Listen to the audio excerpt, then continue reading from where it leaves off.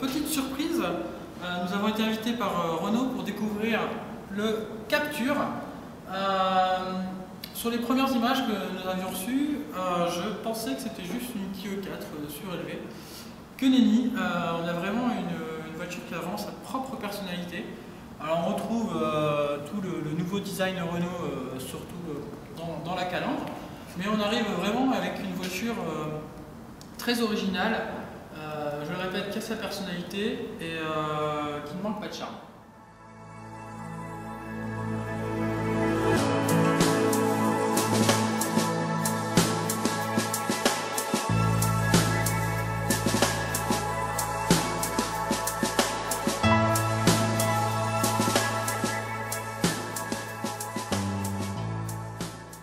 Donc le Captur, c'est le remplaçant du Modus. Donc le Modus qui avait vraiment un design à part, était plus proche du Kangoo que de la Clio et du Scénic par exemple. Au niveau de l'habitabilité, je pense qu'on est un peu au-dessus du Modus et clairement niveau design, en ce qui me concerne c'est très subjectif, on a vraiment quelque chose de beaucoup plus intéressant que le Modus.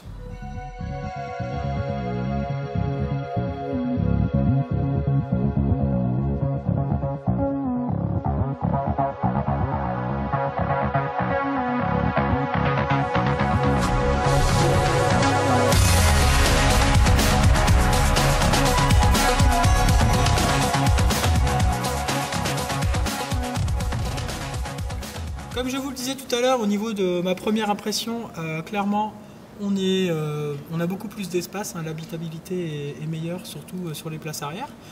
On a ce joli petit rappel du concept car, avec ces élastiques ici, qui font office d'aumônière en fait. Bon, c'est un rappel sympathique et surtout dans cette couleur flashy, je trouve ça vraiment, vraiment intéressant. Globalement, une impression d'espace beaucoup plus forte que dans la Clio 4. On retrouve des petits rappels orange donc, qui rappellent justement la carrosserie donc orange Arizona. J'ai eu beaucoup de mal à me souvenir du nom de cette carrosserie. Donc des rappels orange donc, ici autour du Airlink, là au niveau de la boîte à gants et autour donc, des haut-parleurs et aussi des aérateurs là-bas tout au bleu.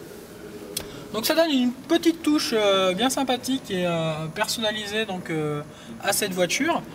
Au niveau du compteur, donc, comme je vous le disais, donc, on retrouve vraiment celui de la Clio 4 à peu de choses près.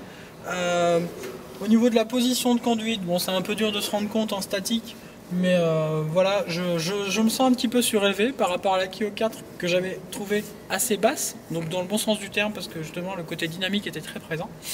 Là, on a la position de conduite qui est équivalente justement à ce qu'on pourrait attendre d'un véhicule de ce gabarit, donc un petit peu surélevé. On domine la route, on voit pas vraiment tout au bout du capot. Bon, après, j'ai pas réglé le siège.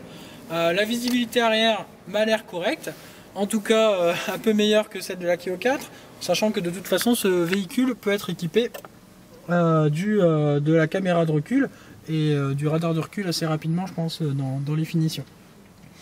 Voilà, rien à rajouter. Au niveau de la sellerie, on a vraiment quelque chose de sympa.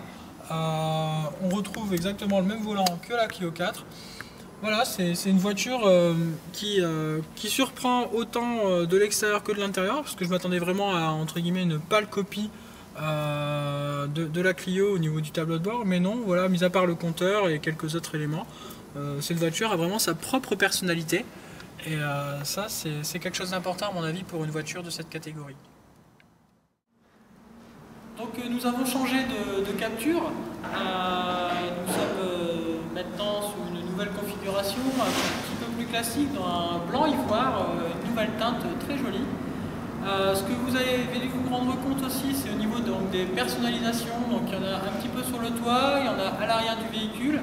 Donc voilà, une voiture qui aura sa personnalité, on pourra sûrement avoir son Captur qui ne ressemble à aucun autre.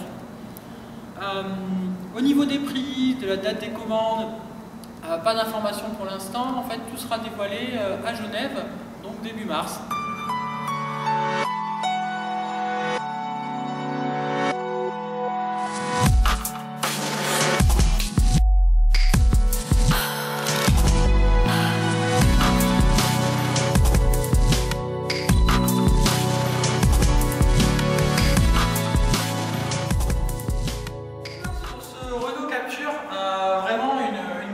surprise, surtout sur l'aspect design.